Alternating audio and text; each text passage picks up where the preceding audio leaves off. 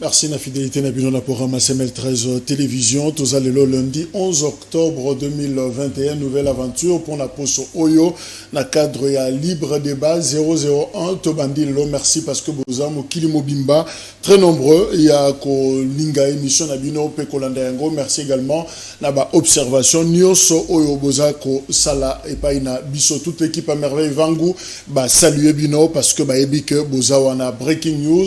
Triste nouvelle, n'a béni 9 personnes tuées et quelques maisons incendiées par les ADF. On a information aujourd'hui na Tongo Awa, Pembeni ya Manové, Kuna, Babomi, 9 personnes, pe Batumbi, Bandaku, encore une fois, ADF, Bazosala, Moussala Nabango, et nous croyons toujours na Moussala Oyo, force armée, il y a République démocratique du Congo, Bazako Sala, pour Nako Silisa, mouvement terroriste Wana, au Bazako dérangé, Batou, na Nord Kivu, mais aussi na Ituri, ces deux provinces où ils sont sous état de siège.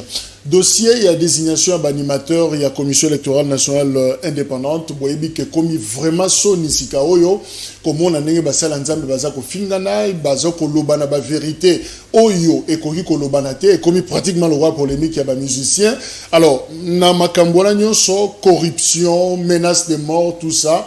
Parti politique Unité des Valeurs, il y a Maître Michel Okongo, Basingi simplement la procureur, à se saisir na dossier wana, pe à Fungola, à sa la ouverture, justement, il y a information par rapport na ba légation nyoso bazako bimisa, c'est vrai, ba émission les Kebele, ba déclaration ezali, o bazo cité même ba montant précis, $100,000, ba le makambu ya ba jeep, tout ça, ba situé même, et si la corruption bandé ko salama notamment hôtel Béatrice, alors Moutami Beko Oyo, un avocat d'ailleurs, Maître Michel Okongo, a sengi simplement information judiciaire Moko et Fungoma, pe procureur, Atika Bilo Kwane le Kabongote, a Benga Batouana, Ayo Kabango, c'est tous les détails possibles, et s'il y a à poursuivre corrupteur, n'a corrompu, je crois que Egozala et Lokomoko Malamou, ça fait partie éthique également, pour moraliser espace politique, il y a République démocratique du Congo.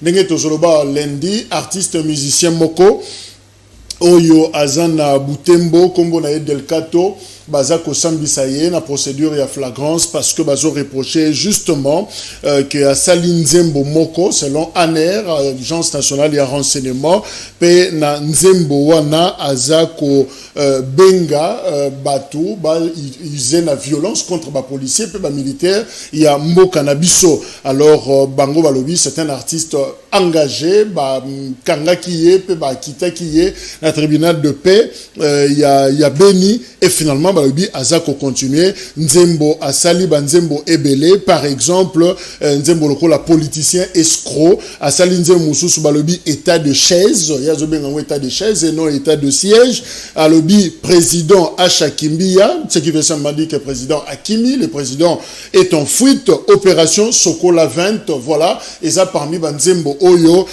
batu ya sécurité Balobi non ce qui batiki muto na Nzembo yo et ko ko baby samboka pe et ko créer le moment donc dernière chanson à Sali à Tindi Batou ba user la violence ba ceux qui ko beta ceux qui salani ba policier pe ba militaire yango na procédure de flagrance baza ko yokaye lelo lundi ba yeba nini ba kokata pona ye crise za na Sokoda kuna ezana quelques associations ba comme le président de la République a s'impliquer dans le dossier il y a Sokoda droit d'auteur et associé Boyebi Yango alors balobi PCA o azawana nyoka longo aza hors délai alors mandat naye et c'est là qui le 30 septembre mais finalement nyoka longo a salisi assemblée générale extraordinaire ba modifier statut pe azako continuer avec un nouveau comité bande quand balobi non pas question ça ne peut pas se passer ainsi alors chef de l'État a s'impliqué Karma, Michus va proposer comme ça Sokoda un établissement public et puis IGF fait Kokota à ça la enquête parce que kuna pembongo zo liama le quoi nama c'est qui crise l'Équateur tolobeli yango longuement.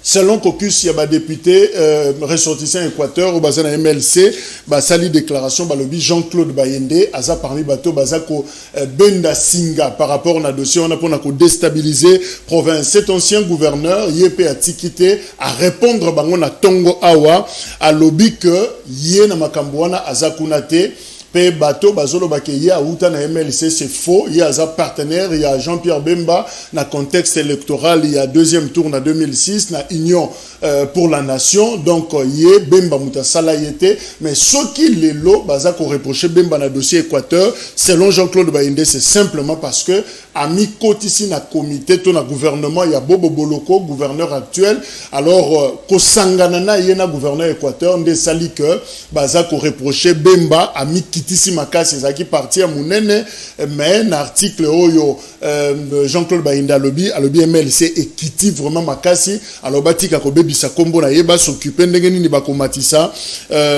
parti na bango toko kotanga yango na le journal il y a Patrice Booto édition na ya mokona le 1336 il y a lundi okuta mise au point oyo ancien gouverneur Jean-Claude Baïndeta Felico a sali par rapport à la crise oyo et en Équateur. Voilà les quelques infos en breaking news tozana yango ya kopesa mokona lelo invité na biso tozana ye Mike Mukeba Ikoso député provincial élu à Kinshasa commune ya Lingwala ndeko Mukeba Mbote ndeko zaka Mbote na yo bato mususu balobi Mike Mukeba finalement zomona na tena CML 13 et ils ont même souhaité aux attaques candidats vice-gouverneur pour remplacer Jérôme Bungu et liboso na pesi CML 13 matondo ndenga ko bangai ngana ko kozanga wate pour lisolo ya CML 13 ezabetama depuis le début yo na ngai liboso te oya awa te mokolo yaka awa matondo mingi likambo ya candidat vice-gouverneur nga candidat vice-gouverneur te oyo kosama wana esalama nana likambo koloba te ya kobakisa te ya kolongola te esalama nango ndenge ekosalama wana eloko na ngai ekobanda nango nalingaki nayebisa bakongomani boye oyoki nzembo moko eyembi awo ya tabule mikolo tosakanaki na mikolo ya mbongo ya Congo ekoki kasi tozala lokola tabule ite biso bato union sacré tabule ayembaka te mikolo tosakanaki na mbongo ya Congo ekoki ye mo akoye mokolo akomosakana na mbongo ya Congo akeye pa Mobutu ake kosenga mbongo aye pe asali interview na ndeko nanga oyo ya chroniqueur problème mukende abina kende kosenga Mobutu mbongo na ebisi Mobutu pesa ngai mbongo bana ngai basakana na ngolo kwa oyo yo pe basakanaka toza bongo te biso to union sacré totei mbongwana sika tokomi na bokonzi kaka na kati ya biso bato bakomosa makamose mabe pete to pamela bango to telema bango te ekomi to batela bango lokwa likambo ya ram likambo ya ram yali mikolo to sakanaki na mbongo ya Congo ekoki likambo ya ram yali mabe mais yo en tant qu'élu à Kinshasa olobini pona ram finalement yali mabe esengeli kokata yango yali son pona biso balobi te ram yali na misala mibale so batiaki ram wana yali boso pour lutter contre le vol des téléphones. Yami Balé, lutter contre la contrefaçon. Lutter contre le vol des téléphones. Tout n'a pas à RPTC. Équipement. Pour nous bundisa moïba chombo bakanango zepapi. Ils sont équipés. Tout n'a pas à RPTC. So ba ina machine wala bango bana machine. Et pas y wap équipement bango ya mba musu na ebite so banga na ebite ba ko l'exception ngo. Ba compagnie nyonso ya ba chombo Vodacom RTL basi bataille sibison ndenge ya kosa so babi ochombo te zui numéro email kamati numéro wana otinditi otindi numéro wana bakoye kotumba chombo wana tomba mosu bakosa nini bala lebisu yo même ata esike eza penza penate kasi babi loko eza périmètre RTL Vodacom bakosala yango bino boyo so yango supone ya liboso ya mibali babi pour lutter contre la contrefaçon contrefaçon ya nini ba chombo ya mabe qualité ya mabe ko sa na mboka chombo mabe ko te kaka pa wapi e utaka libanda ti e ko te wapi na frontière nani mosana yeko batela mondelo ya mboka frontière bula matalité o c'est ya lité o ba bengi contrôle de qualité yo bula matali okoko kanga chombo na frontière te koti ya mabe siko ofutisa nga mbongo ngai poko ndo bundisa chombo wana oyo okendo kanga yango basaka bongo ngai siko nafuta mbongo yo mosana yo kokengela mondelo mboka kokengeli yango te ko futisa nga mbongo vous me faites payer à moi utilisateur pour la contrefaçon. Oh, bien boutique et koti. Pendeko Mukeba mbongo ngo ezokota wana ezokende wapi? Yoza molobeli, oza représentant ya Bakinoa oui. Oyo atali boyenge bena misolo wana. Atali go bisa pas ekokende. Bato a déjà ba iba bomuni mbongo wana te. Et pas mbongo ekenda kana sanduku abula matin na banque centrale et monanité. Et c'est ngeli ko katelo ko wana. Elo mosu na lo bana na suka ni kambaram. Na sombe mwana nga unité. Mwana nga mibu zomi na moko. Brad. Mwana leli. Na sombe mwana unité, mwana leli. Mwana bi papa bakati nga nyo soma tupi. Nga bi na nani ram. Yango na ko ebisa kibasa. So aza matoyi mangongi yango kata ram te. Te atia moto ram na moto abana atiaka ayoka sonité. Luko nga na ba mibale. Kuna basi baso bakombo na biso soko somba chombo. Osombi sim. Ayebiti Teo bana wana bali bana mukebe batie identité na bango ngai pe ngai yaliti azwa kaka $7 ya ram wana o ba okata na moto lokwa nga na ba mibale tia kata bana ngate tia kaka na moto nga $21 koyoka soni te akata yo moko tata kata ngai moto basala kate bafuta mpago o futa bango mpago nini koyoka soni te ozoyoka somo zwa kaka 20 ata mwasi na nga pe po asaka te bana wana nga mondo futa ya bango kelesi nga mona lesa bango oke ndukata bango mpako ya ram koyoka soni memisanga yango kibasa na sengi yo pesanga na memanga moko na mwasi na ngai $28 Mike Mukebai ne bandeli ya kolobana yo o tuti tolo oza mutu ya union sacrée. Est-ce que lelo oyo oza fier ya koloba ke oza acteur politique oza député ya union sacrée? Est-ce que zo sala yo fier tozo ke la ngosoni?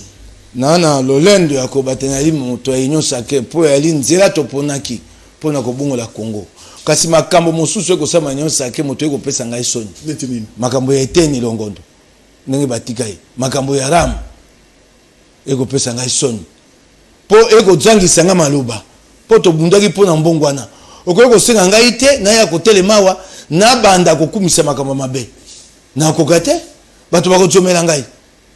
Makambo mosusu ekosama na union sacrée ekomi kokotisa mwa koyimayima bato bakomi komituna yango nzela eza nzela ya mayamu yango na kobela mokonzi ya mboka na koyebisa ye asala lokola kacher moko boyebi ye ya kala komona ye Hulk Hogan ayaki soko abundi babeti ye te omona telemi akoningana pema ya mibale esengeli mokonzi ya mboka apesa pema ya mibale na union sacrée il faut un second souffle union sacrée ekomi komela pema. Second souffle on a comment? Ça m'a dit. Nandakisa apesa biso ndakisa la kisa biso peut être okende ya solo et sika mabe yali et sila et sengeli mokonzi mboka apesa pema ya mibale nako yebisa mbala nyonso nako yebisa bande ko nyonso sake balonga kama ponomi na campagne te campagne ya kasanza moko balonga kama ponomi na mandat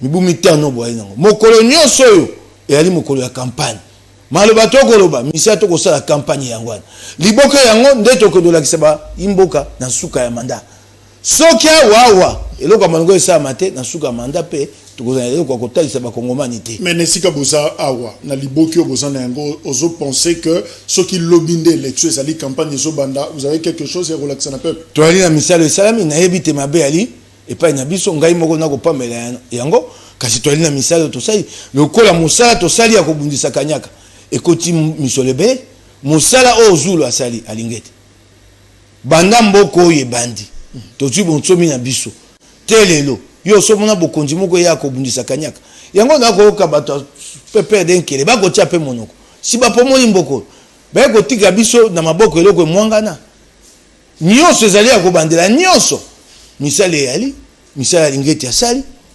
mbongo ezongi na sanduku ya bula matai mbongo ebele yoka lobi so akangi susu mbongo o na ministère agriculture eyaki milioni mibale koleka 1,250,000 et c'est zongi na sanduku ya bula matai yali na misala otosali lelo yo tobakisi nkita ya mboka tobakisi mbongo budget mbala liboso tokomi na 10 milliards na sanza ya libo euti kolekawa mbala liboso na mboko na sanza moko tokotisa 800 millions de dollars au DGI de Gérard DGD ya performance ba régie financière misala eko salama eyali ata lelo kelasi ya ofele gratuité de l'enseignement eko tout service libaku po ba la kisiba ko senga mbongo kasi ali likambo monene o tosali te kofungola kelasi po bana banso batanga na yebi te bana bakomi bele na kelasi koleka esengeli kotonga betelo ya sika na yebi te balakisi bakomi osenga te to bakisi ya bango mbongo ekopesa mwa kokoso kasi kofungola kelasi wana po bana banso bakota yali eloko monene Kabila avandi bokonzi mobilu na mibu akoki yango te yali na biloko tosali o ata olobi te mapona me lobi tokotalisa yango bato Mapona meza lobi bokotalisa yango bato. Voilà pourquoi peut-être Félix Tshisekedi, président de la République, a ce tambola mokili mobimba aza sikao na Émirat kuna balakiye $1 milliard plus 30 véhicules blindés au Fobapé ça pour renforcer mapinga na biso kuna na est na bitumba baza na yango. Alors, est-ce que Boza, régime Yabilaka, tous les régimes à réalisation, apparemment il y a trop de promesses présentes, ou en Allemagne, balaki, ou en Turquie, balaki. Et là, quand il y a les bosso, on le dit, mon conduit à Kotambola Mingi. Soki, bo conduit le kaka ya Kabila, oh ya musée, ya Mobutu, tonga kamboko, yombe mon conduit à Kotambola Bongote. Mokonzi ayiko kuta mboka nanu batonga ata eloko moko te esengeli mbala nyonso kokenda libanda ayiko kuta makambo eleke beye esengeli kosilisa yango mbala moko po bakongomani bango bakozela te bango eloko bakosenga biso kaka lelo eyano kolia komela kelasi nyonso esengeli te lokwa makoki ya mboka ekomi na esika ya kopesa biyano na makambo wana te mokonzi atambola akende pa bandeko libanda bamboko ekoki kosunga biso esunga biso otangi likambo Allemagne tozwaki elaka moko te Allemagne bato nde baseki biso po mokonzi akendaki aso ana bainvestisseur babi bakoya te te babi bakoya te bakoto bakoma oseka biso so bainvestisseur babi bakoya te mpo nani po mboka eza kokufa bitumba yali na mboka instabilité politique Kabila abandaki etumba ya assainissement du climat des affaires te akei asilisi yango toyeko kuta yango lelo pena ko bisa moko na mboka atambusa likambo wana mbango bolobi te to moto soko ye na Congo akosala compagnie na ye na mikolo misato ekomi sanza misato mokonzi ya mboka ta likambo wana delo yolobi te bokonzi ya bilaka te na Émirats Arabes Unis tozwi mbongo babi bapesi mbongo bapesi elaka te bapesi mbongo babi bapesi mbongo baba bete mokonzi atambola pamba babeta ta mwa maboko ndambo te atamboli ake kozwa milliard mobimba yali mokete ndeko na ngai tobeta maboko mbongo wana ekotiama na nzela ya kosaba infrastructure ekotiama na nzela ya ba logements sociaux pour na partenariat bazana yango mais Mike Mukeba eloko bazo reprocher justement union sacrée ba peti biso pe mandoki poto bunda na es mituka ya mampinga. OK. Mais bozo l'exakata na bino olia bosala musala bozo fundaka Kabila. C'est-à-dire bino ole bo avancer na 2 ans faire mandat bozo talaka toujours na sima. Banda na yawa. Na jungo ngaboni pona lobana bango. So na ko lobana bango. Et ali ko kundola li citoyen na biso. To okenda liboso te. So to taisi me pa ito utite. Ngana ye ko lobela mingi yawa. Oyo biso to ko sa pona mboka. Okina bima makambo alingeti.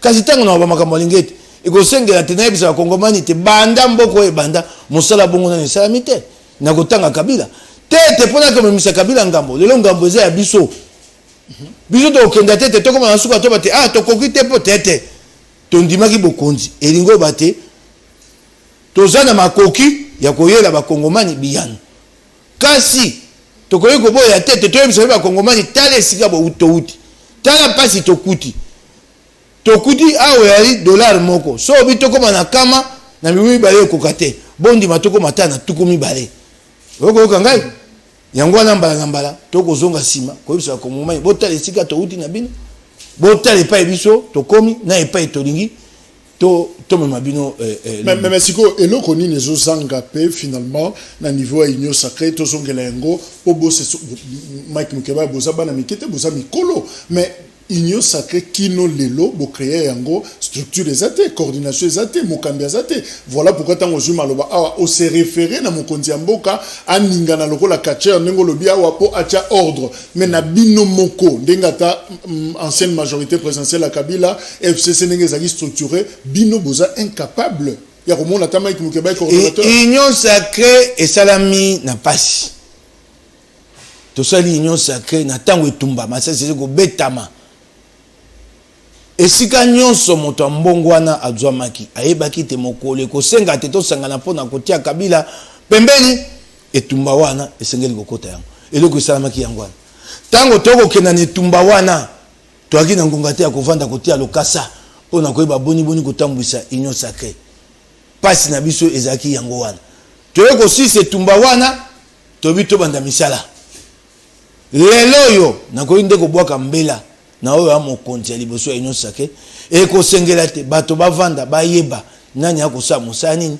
lingombe ekokambama ndenge nini donc wana photo c'est la lisusu esengeli tosala yango mpo lelo réalité nayebisi yo mpo na nini réalité mpo tobandaki etumba tozalaki na ngonga ya kova so obaite bovanda bobando solo oyebi bakongomani bapoliticien nde bayaka bato engaki koswana wana tongaki kolonga kabila te tosali oyo ya motuya tosi tolongi kabila esengeli te tovanda toyeba nani akosala nini nani konza wapi po omoni mwa visite mbambo za na tenté parce que esengeli tofanda to solola or processus électoral peso la biso 2023 soki ngongo yali te yali mpe ngambo te toyebi te union sacrée yali eloko yali wala makanisi na ngai eloko yali motuya yali kosalela bakongomani moto na moto esika yali ayebi kosalela bakongomani tokende kaka bongo tokende bongo moto na moto soko ayebi te esika yali asala bakongomani eloko ya motuya yango wana tokoki kobanda te kolelaka mikoko bate tovanda kaka tovanda mosala toya nango ya bulamata epeleki makasi. Alors, tout le processus électoral, comment on se comprend finalement un passe au quotidien, un chef religieux, baso kwa kosololate, koyokanate, tozo mona ba émission. Oyo eza koleka epai ya banganga nzambe. Etalisi te likambo babengi dépolitisation ya seni ya lilokuta. Bato ba ko senga dépolitisation ya seni ba bato lokuta.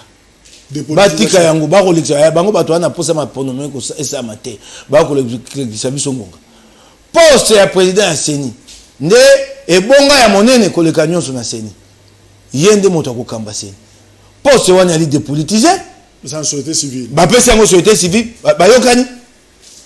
bayokani ezali poste dépolitiser pe ba pesa yango société civile pamba te ba pesi baganga nzambe ba bate ya kabiso bao babengaka biso te tondimela yesu bao batalisami na kati ya libota lokola bakambi lokola ndakisa bapesi bango poste ya président seni poste dépolitisé sanza banda sanza boni ya motoba to sambwa te lelo bakoyokana te lelo boyokani ya kati na bango te poste dépolitisé sika soko lobi ozwa poste nyonso ya seni opesa autorité civile tokobika ozo poste nyonso pesi société civile tokobika motuna ya liboso soko pesi poste nyonso na société civile sika représentativité nango ozandeni tokataki na pete tobi confession religieuse siko tango bobate poste ya vice président opesi na mouvement citoyen bakoya mouvement citoyen boni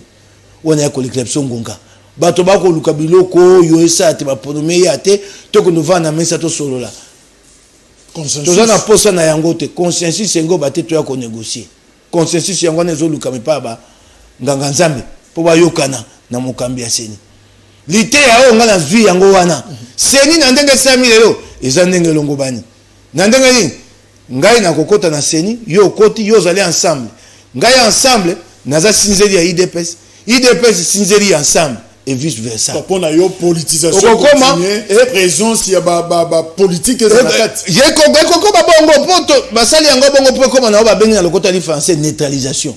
Yo sinzeli na ngai ngape sinzeli na. Mabe ya baseni elekaki ya kiboni. So batie mokonzi ya seni bato bako uta na mangomba ya politique mingi bato opposition so bakomi na seni bakomi nango bato andanga. Bakomi na bango bato akabila. Lokola wa seni e uti olekoyo. Moto IDPS ala kuna kalamba akoma na moto ananga moto NST ala kuna Gustave Mba akoma na moto ananga eloko yo bomaka seni yango wana so batoto tindi mangomba ya politique batikali na nzela pe na bwanya Seni ko sa mosana. Mokonzi ya Seni akomekelo ko mokote. Mais finalement cour constitutionnelle la si Christophe Mbosso Assemblée nationale fait vert va continuer processus de désignation d'animateurs sans tenir compte de délai tout ça. Alors finalement Assemblée nationale va la sikoni. Nalobi na yo pendant que ma confesseur religieux va presque incapable ya koyokana. Nalobi na yo et pas etoko kenda eko luka boyokani. Na base de l'Assemblée nationale akota likambo na bwanya. C'est-à-dire poso aluka mayele oyo kosa te boyokani eza. Poso akati yango na bwanya te. Ba oyo ba ko boyaka kadima. Ba ko boyaka processus te na suka na yango ekoya ko conception na mbili na mbili. Tolakaki bakongomani te kopesa bango maponomi ya solo pe ya pole. Mboso ayeba yango ati yango na moto alukela biso eyano oyo ekosala te bakongomani bayokana. Ngana kosa Moussa Isika na yete Moussa Lezali aye na batindami. Et pendant ce temps, Corneille Nangazo gagné. L'actuel président Yasseni, le président sortant, a le biba futa Mbongo, azo koba Moussala, en tout cas les aspects techniques, à ça vous continuez. Yo yebi ba élection les gars en 2018, vous savez que d'ailleurs nakati ya élection wana. Alors image ba pesa ki élection wana, la image Corneille Nangazo nango koti qu'elle a continué les aspects techniques, azo gérer budget, azo exécuteur, azo exécuter jusqu'à ce que l'animateur a sikabakoya pour ba remplacer. Est-ce qu'il y a crainte? Et l'autre Babenga Karango na lokota li français un pis-aller. Solution à laquelle on a recours faute de mieux. Pour toi, on a posé ma ponomi. Na mobu, quand on trouve na misato 2023. Le col a Seni dans les vendités. Nanga, asa monsala, ça a été tout poussant. Pour monsala, oh nanga ko sala. Et ko simba na motema ya maponomité. Et il y a préparatif. Pour ce que sali yango te tokoya ko bebisa ngonga bato ba ya ko ba sasi mo ponomité ne le kwesenga. C'est une solution pratique. Hein, tolongola tout ce qui est idéologie, qui est politique sur le plan pratique, c'est la solution. Donc nanga ako bebisa ko tripatouiller ko bebisa yango te ako chama kolo ya liboso. Le quoi autant moi na ekola ko tambola. Oh, ya solo ko sama na bokonza Seni, oh ko vandisama na mikolo ko. Mike Mukeba, pourquoi tos 8 ans et belé to fan de tour ya komba mutu moko Denis Kadima? Enjeu les amis finalement. To ezate to zwingonga ya ko vanda na sima ya kombo ya Denis Kadima. Et ali banganga nzambe bayokani te. Liboke ya motoba ya banganga nzambe baponi Denis Kadima. Ba mosumi ba bale balobi te. Denis Kadima ali moto ya Félix toko kondima ete. Yango na eloko sete le to kangami. Mais il y a pas moyen de contourner. Enfin poto ça na président. Na lobi na yo na moni te boyoka ina kati ya bato wana ya lité. Po bato ya moto bango babi moto mosu te be Kadima. Ba mission na ba mumpe babi te. Bolu ka biso moto mosu bango babi te. Et pas to kangami yango wana ya lipasi mingi. Toto telemi solution monsieur te. To zela yo mayele nani wa kobimisa te mboso te. Le roi babité akoba na kopona bakambia Seni tozela maele wa kobimisa biso. Bon soy président de la République à Yambi ba catholique na ba protestant yoka bango ezamabe. Ah wani yali mokonza mboka ye moko po tokenda likoto kitana se na nyonso ko salama ata babite Seni yango bapona ba tokune te mokonza mboka te azali na mwali lo bakoloba soko makanisi yeli ete soko Yambi bango ekosa te boyoka nyekota wani yali ye Lisanga Bonganga na disoko a proposé à l'obi Tshisekedi ngai soko na yawa netando eke yoko e ngai nazo pesa exemple ozo e ngai ba kombo ya bato ba spécialiste ya ba dialogue bato mosala bango sengeka Congo za na crise ils n'ont fait que ça depuis 30 ans nde moto ko tangela nga kombo na ye donc bato na ba ko fanda te na politique boye en temps normal ce sont des gens qui n'existent pas. Na politique yo moto ko tangela nga kombo na nga te comme moto te ba autre za nto moi moto tangela nga mboka awa à la faveur d'une crise non à la faveur d'une crise il est devenu ministre hein si quand c'est pas encore créer une crise banda na tanga mobutu bato ba spécialiste ba crise ba kombo otangela nga yon mosala bango ezaka yango wana créer des crises pour un temps normal il n'existe pas, il n'a pas de poids politique. Il n'a pas de projet politique. Au sol, quelle est sa vision du Congo? Il a une idée du Congo de demain? Non. Quelle est So moi likambo bato atie moto. Le Congo n'a plus besoin de ça. Congo a posé à mangomba politique. Oh, il y a une vision. Des partis sérieux, assis sur un programme, une vision. Comment un pays peut avoir 800 partis politiques? C'était un parti, ça? Comment on a l'obligation de dialogue? Des gens qui n'ont rien à proposer au Congo, qui ne pèsent rien. Pour ta ministre. Bon, mon biso a politicien congolais objectif final. Il y a un autre bimboke bunga. Moto musika ba ausala ba futa kai. So ba comment futa moto mala musika ko ça. Moïbe si na gouvernement. Les gens ne sont plus se bousculer aux portes du gouvernement. Na bamboko tamba ka mala mwana so abengi ko ministre boy na ovaina. Et pas la ministre ba ko ministre boy liboto na ba ko boma ba be ondoki. Po ba ko zo ko ministre po ba ngonso ba bonga sima na.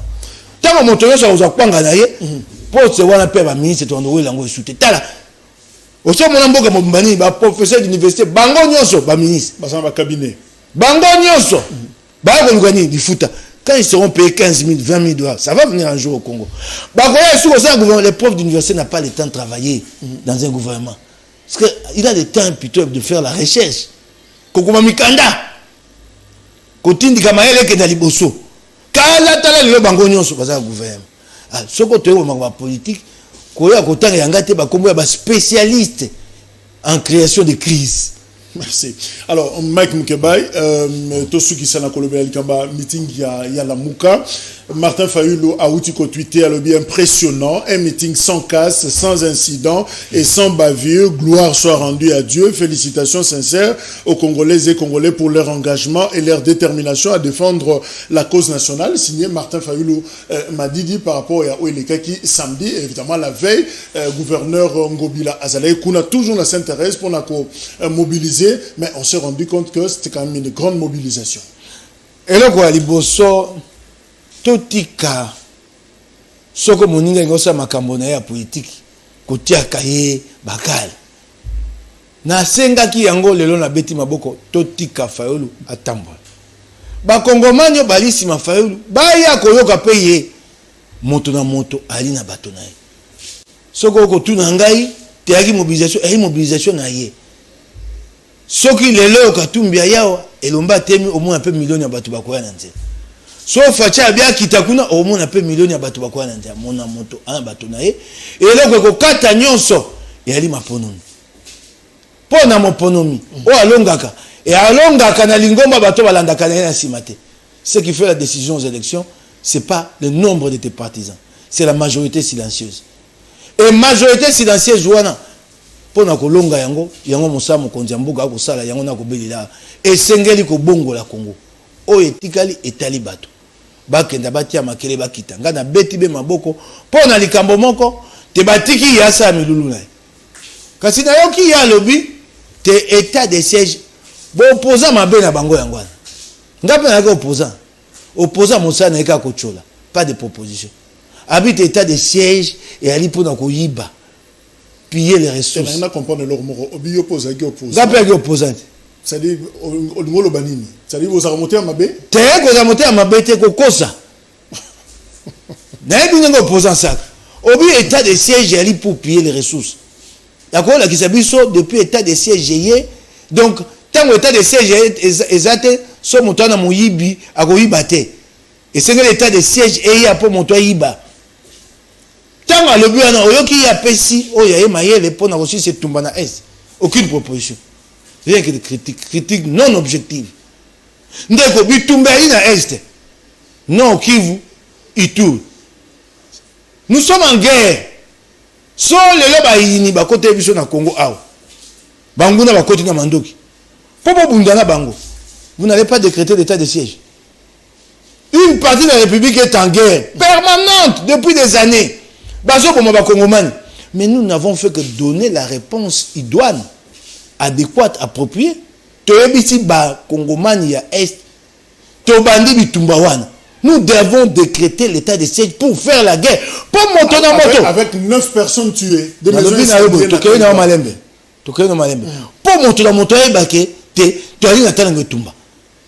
pour bapesa mampinga makoki esenga na tango etumba. Nous ne sommes pas en temps de paix en Ituri. Nous sommes en temps de guerre. Normal qu'on décrète l'état de siège. C'est normal. Pour donner plus de pouvoir à l'armée. Aujourd'hui, il y a des gens qui sont ils ont pas si na motema. Impact état. Toujours que na malembe. Aujourd'hui, les tumbo to ali nango. Toko zo moi elonga moko mibale misato. Bakangi ba ADF, ba bomi bisika na bango. Bato bakanga maki na boko ADF. To botoli to zongisi. Kasi to tangi to vito tiango liboso, bato bakotala yango te. Po bato bakana posa eloko moko kimi ekota. O nyoso to kosala. Ate ali ya minene poto to sepe moi ndambo kuna. Bato bakotala yango te. Pe nzela te to ya ko betela yango to loyalité. Po bato bakozela kimi ekota. ADF otoko bundele lelo. Ali ADF renforcé.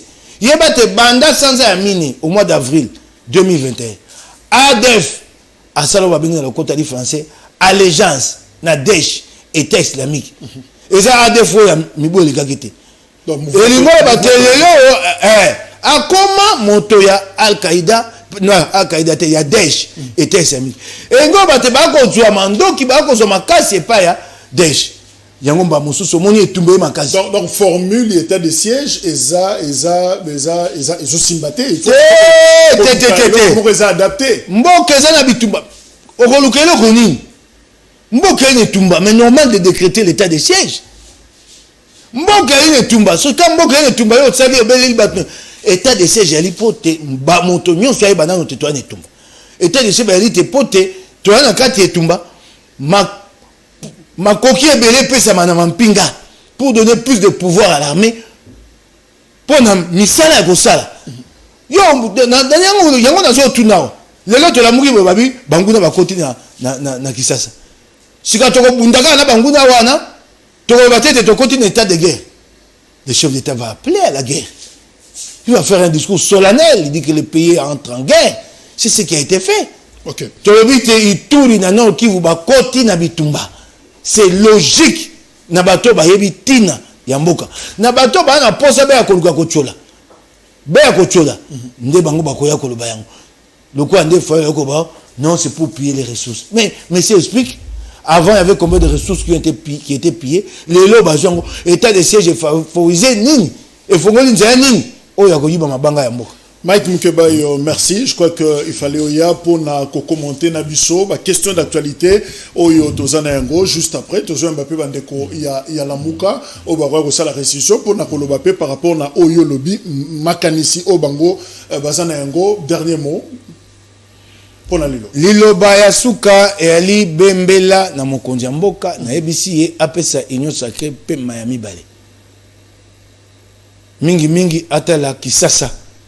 Nenge Kisasa ezokenda na lobaki yango ngambo ya Kisasa ezali ko combattre ngambo ya Kisasa ezali voirie urbaine lelo a manoko zongi omoni Kisasa komie bale Salité banda banoko bakenda batika Kisasa mayo le kakana se na baterase etonda baterase wana to fongola ka yango te mosala ya makasi sengai ko sa yango wana lobi lobi ko yoka te manoka kwei mayo etondi esika songolo bato bakufi to yeba koluka eyano lelo tozela te likame ya bongo to banda kolela pe na pesi yako pole na ngai na bandeko bakufi na mabota na bango na ngambo na este baye batetuali na bango toko bundelongo pote kimie kote pa na bango lokola ya pa na biso wana Kisasa. Voilà bana Kisasa bomoni Mike Mukebayo yewana Hugues Michel Mukebayo Koso député ya Kinshasa pe moponami ya commune ya Lingwala azaki na biso elongo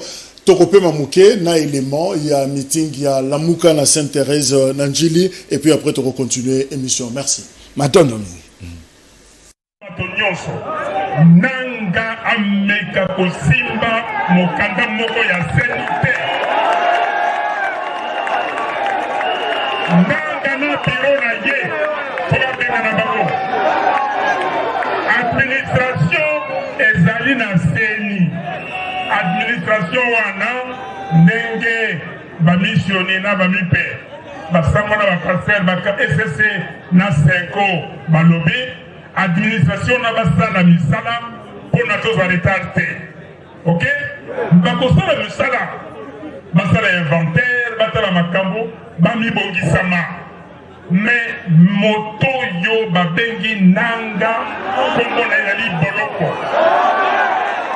ya misato ndenge bolobi toboyi glissement mais na bakisi ya mine boboyi nanga bona kusangisango ya mine boboyi nanga mais ya mitano mbongo oyo ya ram ebima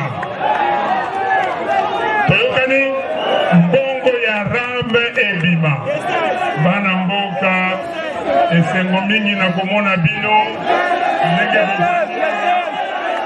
tokobongisa makambo banda mokolo ya lundi po totala ndenge tokosala marche tokopesa bino itinéraire ezali likambo ya mboka bana ya mboka po babundela mboka na bango toyokani nzambe apambola bino bozonga malamu po totala ndenge tokosala marche tokopesa bino itinéraire ezali likambo ya mboka bana ya mboka po babundela mboka na bango toyokani nzambe apambola bino bozonga malamu.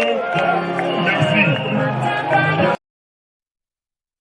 Voilà, Martin Fayoulou na Sainte-Thérèse Nanjili lors ya meeting bazaki na yango ya plateforme Lamuka ezalaki samedi 9 octobre et voilà porte-parole de Martin Fayoulou Azana Biso Elongo Aza la personne attitrée pour parler en son nom. Je rappelle tweet naye na tongo na lelo impressionnant, un meeting sans casse, sans incident et sans bavure.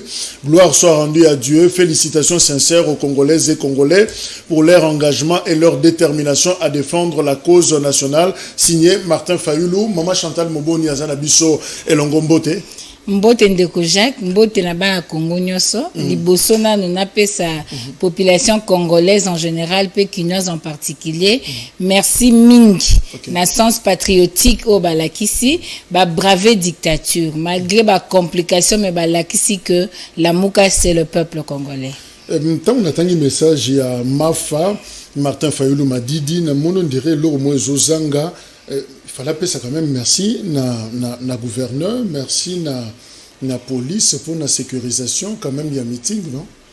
Mais c'est un devoir, c'est un devoir. Nous, on a le droit d'exercer nani meeting na biso, bango bana devoir sécuriser biso. Et puis pourquoi ne pas remercier? Non, ils donc c'est-à-dire et le connu se fait seulement normalement. C'est ça l'état de droit, dans un état de droit. Et puis il faut savoir que ba caractère à tweet et ali bien déterminé. Donc on ne peut pas tout dire na niveau à tweet, OK na ba détail, mais quand il parle du peuple congolais, police a ça en cas de peuple.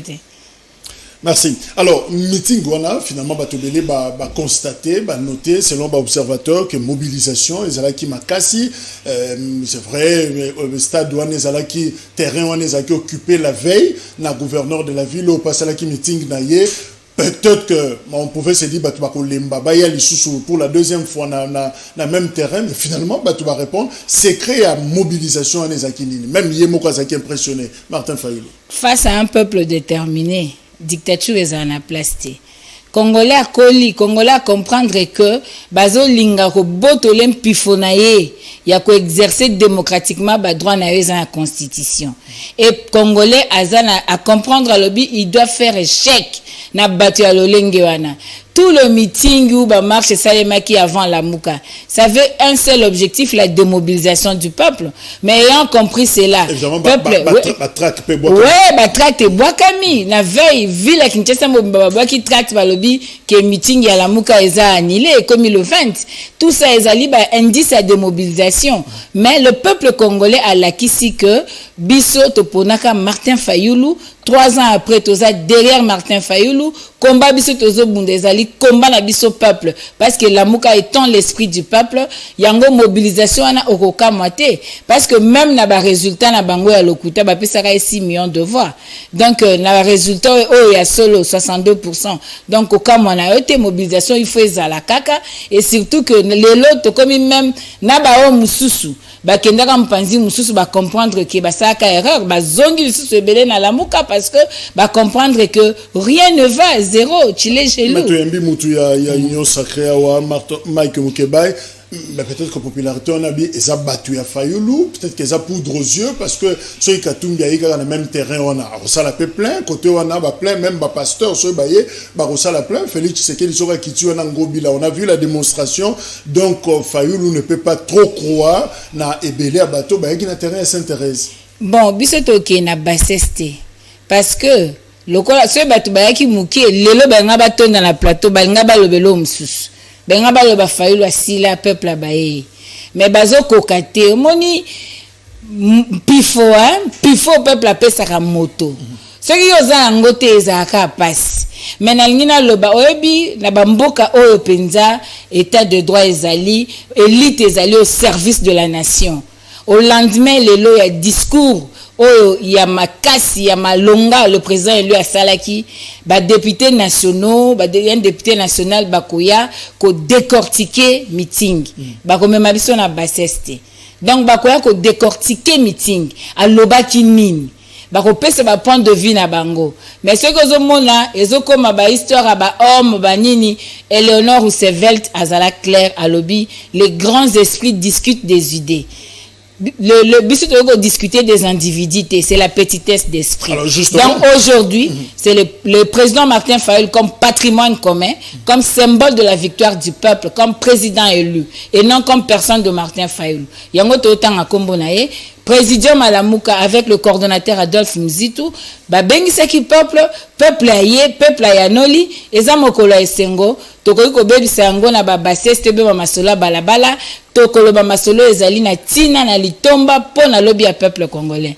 Adolphe Muzito a passé bâton dans Martin Fayoulou comme coordonnateur. Il y a Présidium justement, et il y a la Mouka. C'est vrai qu'autant dit ça va tourner terrain et s'intéresse pour quel message finalement. Le big problème, il y a Fayoulou, c'est vrai, mobilisation à Batou, mais discours est allé sous-souté. Il revient sur les mêmes choses pour ne pas pleurer. Victoire Naïe 2018, visiblement Mbokezana n'a pas si. Donc il ramasse un peu Makambo Belem Balamoko, mais message clair, il y a Fayoulou Zakini. Mais c'est un message état de la nation. Na ebité bato balo bako ramasser ba c'est ce message ni bango bazanango. Bobo sanate le président élu na campagne électorale nae apesa ki programme précis pour na o étali sécurité en mboka.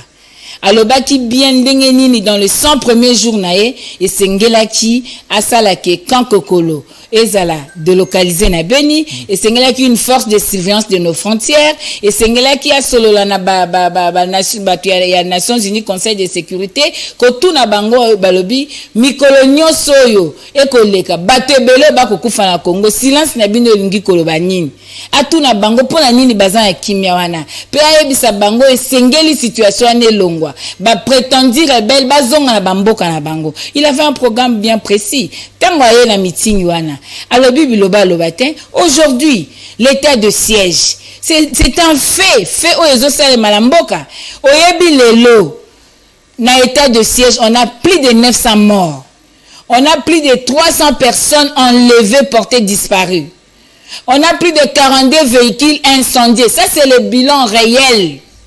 Aujourd'hui il y a des barrières pour muta tambola na mboka, il faut bande futa ba barrière wana. Vie civile, population civile a souffrir des violations flagrantes, il y a droit à peuple congolais. Lelo limbisa yokato yebisa parce que nous sommes des intellectuels. Intellectuels basala ka makambu avec objectivité. Après 7 fois état de siège, quel est le bilan? Mais quelque chose qui ne produit pas un bilan positif. Il faut continuer l'ango parce que vos signaux qui va traiter à libre échange pour bosser à commerce à or. Mais ce sont de faits. Et vous proposez ce sont de faits. Nous proposons lever à l'obaki yango. Il y a l'okuta entre guillemets. Non. Kadiosha News, les union sacrée, c'est pas nous. Kadiosha News, c'est l'union sacrée, c'est pas nous. Bisoto loba sur base de faits. Au Congolais, nous savons vivre. Mais en échange, il y a état de siège. Alobaki yango le commandant du peuple alobaki, il faut balongola état de siège.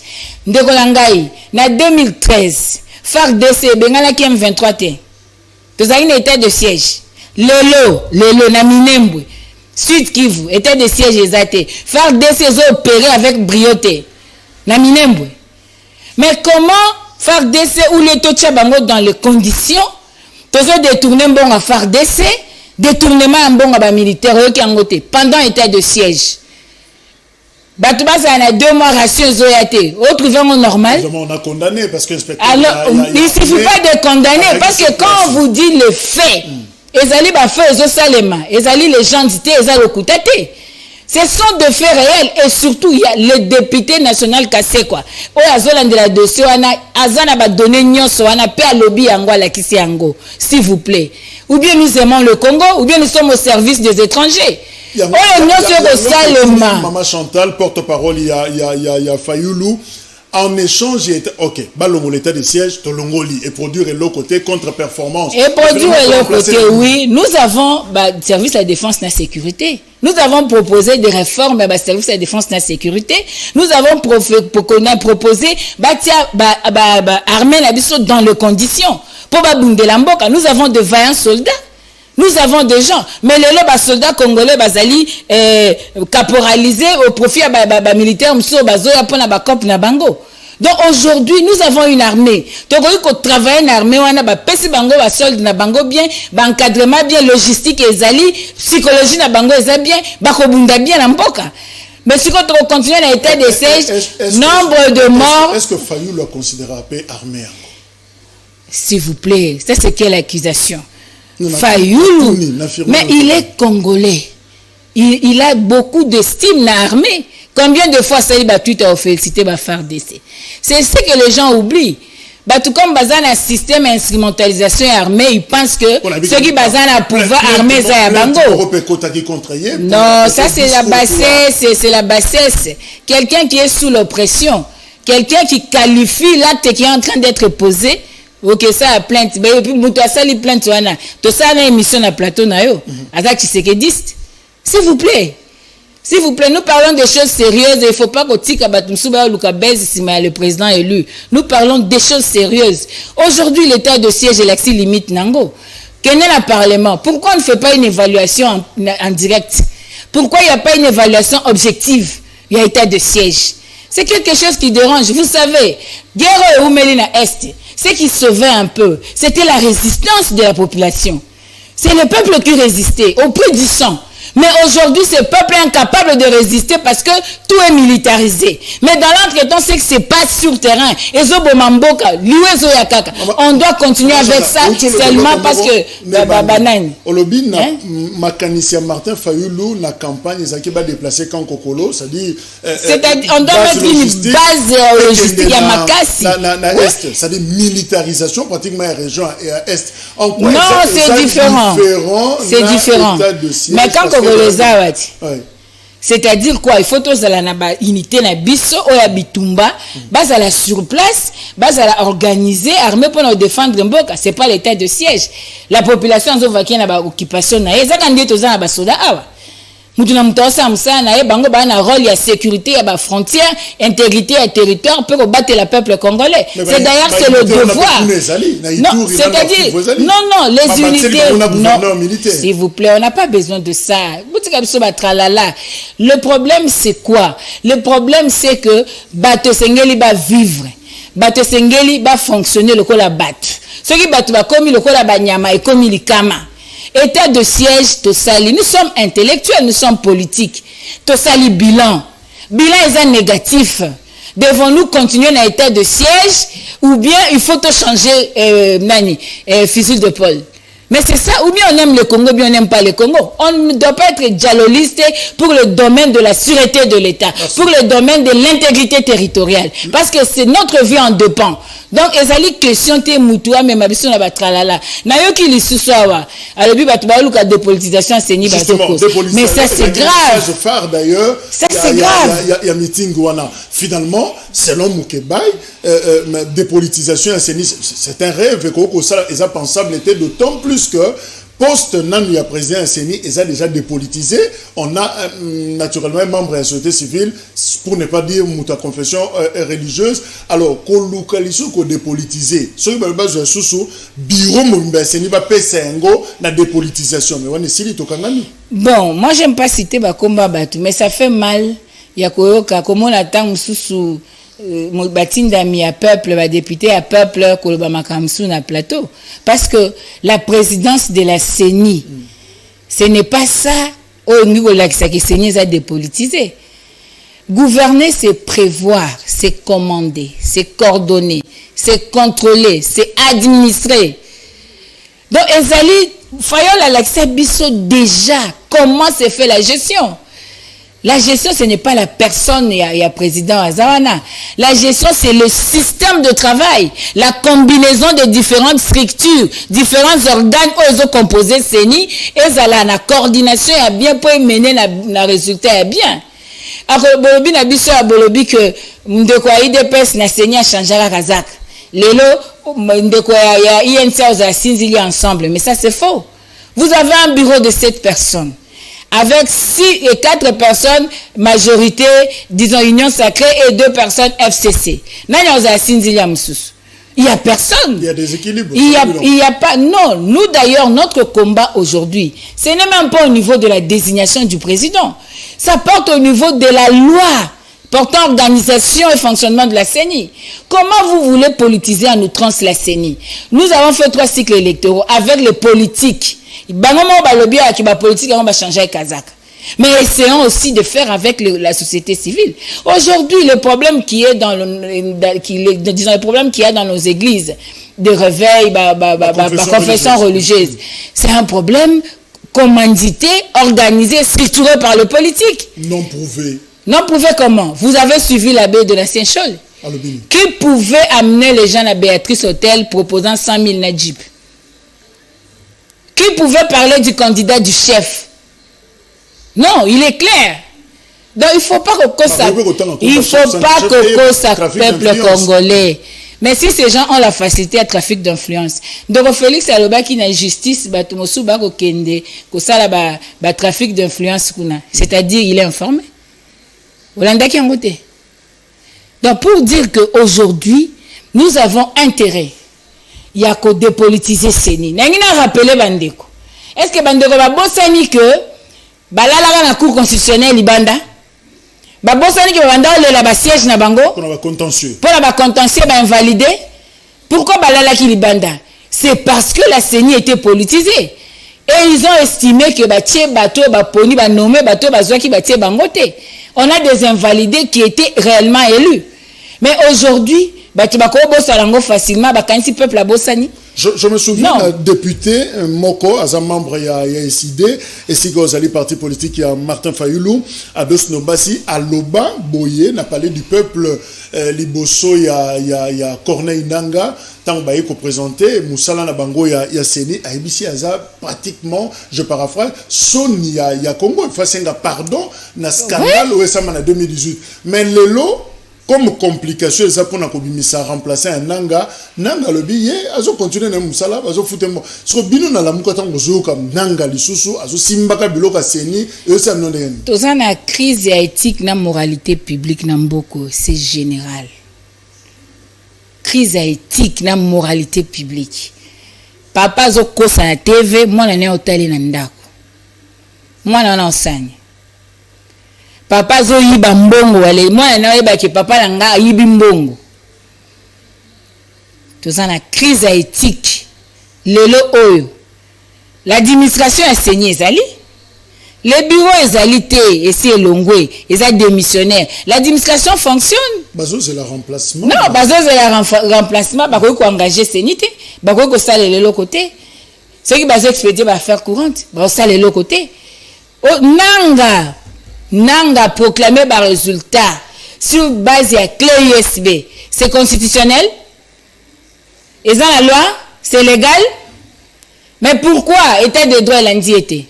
Jusqu'à aujourd'hui, on n'a jamais proclamé bureau de vote par bureau de vote. Les résultats ne sont jamais publiés. Pendant que la loi électorale est là-bas publiée en gros. C'est-à-dire, Nanga, peut-être Nanga Maboko pour dire que, évidemment, à rejoindre la Mouka, non au glissement, non à la fraude. C'est-à-dire, comme Bozoboya, à 1 seconde de te perdre en côté, mais Nanga a travaillé des aspects techniques pour que retard résalate. Mais voilà. Nanga ne peut pas rejoindre la Mouka. Parce que ce qui s'est fait, c'est une anti-valeur. La Mouka est allée à bas valeur. Donc, oh, et salami peuple à Bossaniangote. Vous avez hypothéqué la souveraineté du peuple. C'est contre l'article 5 de la Constitution. au étalisi que la souveraineté émane du peuple biso to bete ananga maboko te président il y a le bas qui bien place ananga za prison mais mutuye moko pe il faut ayeba que ngamoko likambo esalami bo mwana bima miso abatute donc biso s'il vous plaît nayebi que et puis président français moko soki na bosanité Jacques Chirac je crois asamba après 20 ans c'est bon azalaka na ba responsabilité communale tanga kometaka gaffe mais après kozala président après 20 ans dossier bimaki dossier pour la raté toboti banat lelo ndeko moko akie na mbandaka aotuna bana classe na salle moni vidéo te na réseaux sociaux aotuna bango qui a été élu ba pesa réponse ni bana na bazan âge nini. C'est pour dire que les enfants sont des grands observateurs. Ils observent, ils savent ce qui se fait dans Mboka na bango. Mais ata bafandinye, ce n'est que question du temps. Ata biso lelo. Parce que lelo toza na régime a chile gelou. Il y a otambola na kimia. Mais ata mikoloko ya ata bana na biso, bako fongola ba dossier, bako landela kango. Parce que aujourd'hui, lobby président Elias Zozongela loko moko non, parce que ça continue. Aussi longtemps solution likambe monanité il faut que le belango zalezo continue ndeko langai lelo ram ba oyiba peuple mbongo bolongola te kisimbi ram bozo jouer Jean-Baptiste vous êtes en train de crier dans le désert on dirait que mutazo kapenza binoté na lamuka tomoni ambassadeur ba kekia wa kokuta na bakonzi pona bango processus est continué cour constitutionnel a sengi na mboso ba continuer processus de désignation nulle part mutazo beta lisola consensus nulle part mutazo beta lisola ko fanda mamba fanda oyebi ndeko Jacques le peuple se libère okoki compter likola mutute po bongiselo vie na yo moko fo bongisango et le neuf peuple a démontré qu'il y a derrière cette position-là, il y a consensus, il y a président élu Martin Fayulu. Autour de réformes, pas partage de pouvoir. Papa Moussouba Okansa, Aoluka dialogue, il n'a pas besoin de dialogue pour un positionnement ou bien pour un bongo. Sinon, on serait parti dans la consultation nationale. Mais bah on va qu'il y ait une consultation nationale. Bah partenaire n'a pas on binin. Bah comme on a le quoi la banamikié. Bolanda kangote.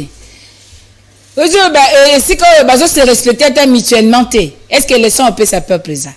Ba fait tozo mona nyoso ba la ka peuple le nyoko kisam tozo wifi c'est ce qui tital $1 milliard limbisa biso na 30 véhicules blindés. Merci mais toko sepe na ngote ya Sony parce que RDC le long des fois bando pesa bamboko amsubiloko abando pesa bambongo est-ce que yebi ki armée na biso zaka na position ni na Afrique le lot na position ni oyebi kitao tozalango olo bazoyi babayi ba en état de siège Olanda qui ndeko Alain Foka oyebi ndeko ba obimisa ba minéraux na mabele mboka Congo lelo c'est le Congo qui devait donner tango ba opesa yo wo sepela beti tango mbongo il faut zongisa ba otika biso ba nyongo oyebi 4 milliards to defaka pa Mobutu to futa 14 milliards pour to atteindre initiative PPT oyebi ndeko ba fonctionnaire ba souffra lelo tokoti banyongo pour la réserve de change lelo tokota banyongo mususu régime esa lelo côté tant bon à covid ba pesa biso plus de 300 millions et ça la nini et ça la nini permettre na ndoko Jacques bon à covid eza et soukarap on peut donner mais canalisation bon les andeni est-ce que ça profite au peuple? Le peuple a profité d'un bon angoté, mais le peuple a payé de foot un bon wana. Il faut te foutre la mise. Donc on ne doit pas se contenter de défaire un bon. On doit chercher à produire, à s'imposer comme une puissance économique et il y a que bandapé que sous même les pays africains au lieu d'être tout le temps commandeur. Mais en attendant toujours nous. Alors au lobby du Kambaram, par exemple, tu as fait le peu bazokate ram, zokata. Ram wana eza kisimbi. Et là, il y a taxi, ils ont impoté. Ils ont dit, au départ, qui simbi? Au départ, ils ont plus de 266 millions de dollars. Bon, l'État, ils ont continué. Ils ont publié le numéro à compte bancaire au bon Ramezak. Ils ont publié Misala au Ramesalak. Au but, au foot à classe T. Dans l'entretemps, au foot à classe pour Bokata Abisso Ram. Bolbio ko soutenir gratuité.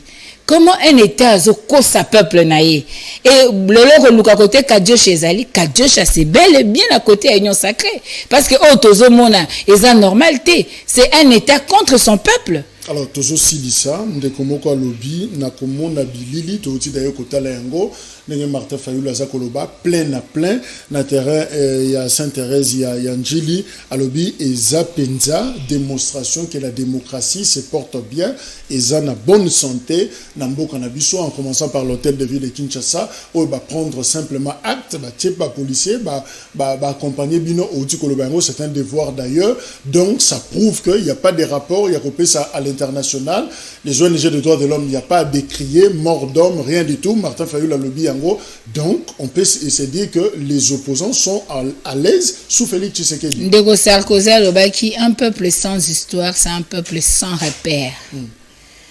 Oko sanate les 15 tochaki marche Pepe Mbosa che marche au mona ki ndenge nini ba maltraitaki ba leader na biso au mona combien plus de 60 personnes arrêtées ba poignardaki mutu batu bazoki combien toyé to lobi to tia le 29 ba lobi marche monsieur za le 29 ba ndi sécurité ils a bien été to incapable de sécuriser bino to comprendre to lobi to reporter c'était pas facile si nous avons ba yekolongo susu ba yekotia Tchango état de siège entre guillemets ya Tchango to lobi non c'était pas facile mais c'est le peuple qui a gagné.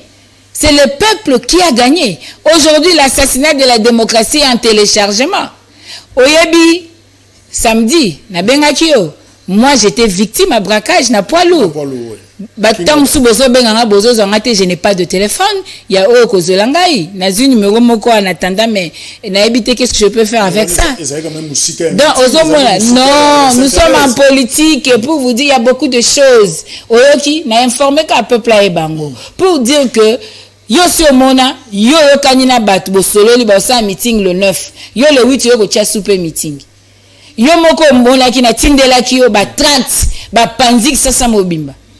Non, aujourd'hui, il faut plutôt féliciter le peuple congolais parce que le peuple a bravé dictature. Aujourd'hui, l'assassinat de la démocratie est en téléchargement. Et le peuple doit se prendre en charge à défendre la démocratie. Nous devons résister. S'il vous plaît, cher Jacques. C'est un droit constitutionnel. Okay. On n'a pas dit dans la Constitution que vous avez un meeting une fois par an. Marche Jouza. Tous la marche le 16, marche Zali, le président Elipe Aloba qui a déjà un meeting. Tous la marche Toko Tambola jusqu'à ce que Toko obtenir le Nine Nabiso. Qu'est-ce qui n'a pas été dit dans le meeting? Non, mais il n'y a rien de nouveau sur la terre. Makato bango ba osala. Kabila tozaki corruption, to moni corruption.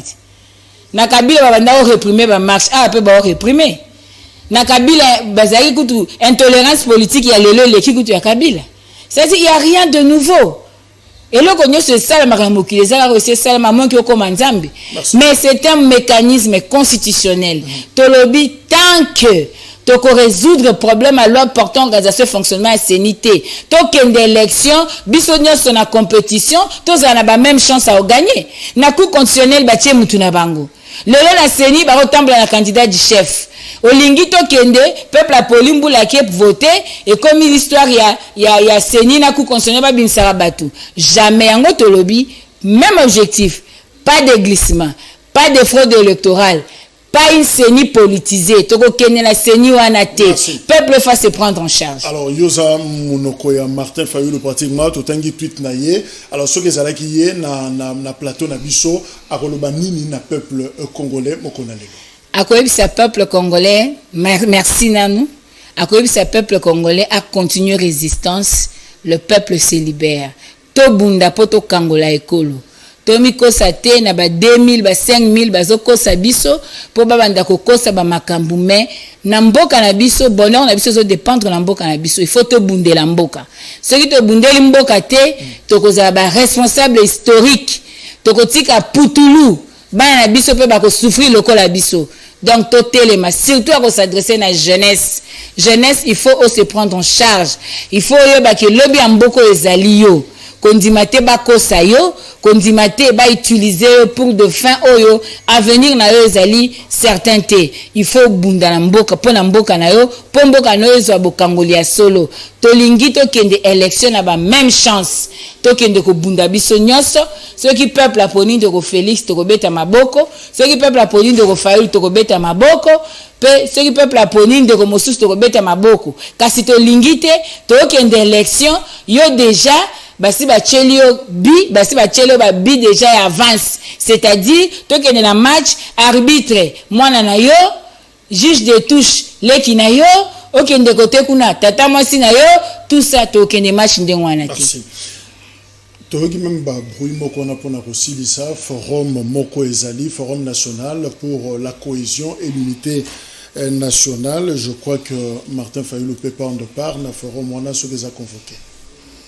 Bon, to éviter to yo kanang to monango to éviter to yaki to zaki na forum ndeko John nani ndeko Kabamba awa ayaki ezaki pe forum ya haut niveau ya malamu me ba mosu pe ba boyaki to éviter avant ko kota likambo fe ba quintessence nango. Maman Chantal Moboni, merci Ndenge Oyaki. Je rappelle que aux porte-parole, il y a Martin Fayulu, cadre Nakatia SID, parti politique Oyaza co-présidé.